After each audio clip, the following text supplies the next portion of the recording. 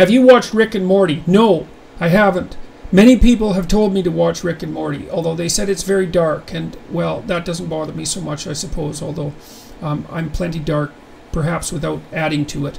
So, but I would like to watch it, and I probably will, so.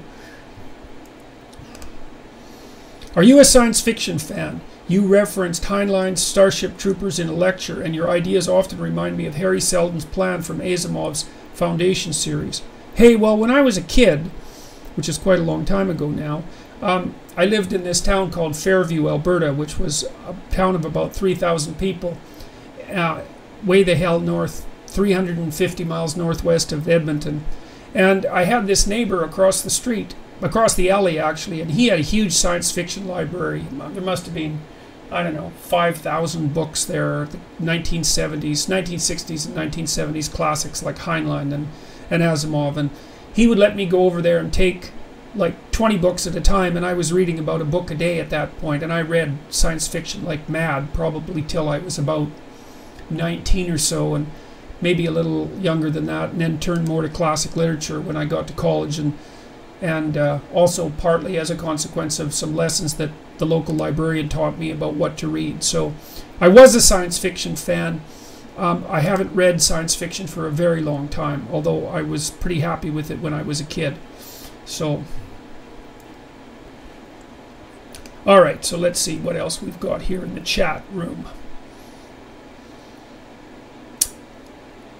DVSSK8ER3, that's quite a mouthful, says, I'm studying to be a teacher, but I'm also an introvert. Could this be a big problem?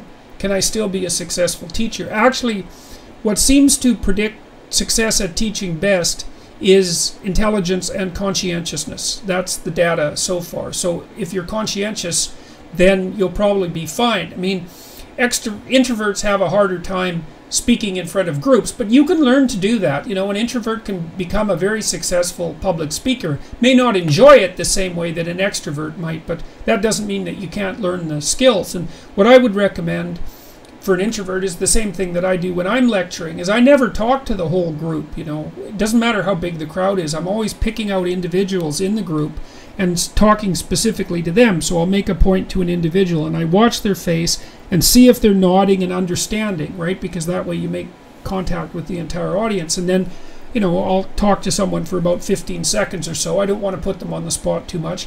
And then I shift my attention to someone else and I sort of pinpoint around the room. And that keeps everybody in the room focused on what I'm saying, because each person reflects the entire crowd back to you. And so I would say, if you're an introvert, or if you want to speak in public in general, forget about the damn crowd. It doesn't exist. Speak to people one at a time, and an introvert can do that just fine.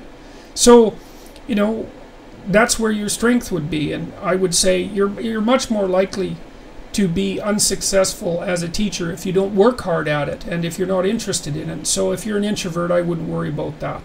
I don't think that that'll be the biggest problem that you'll face. So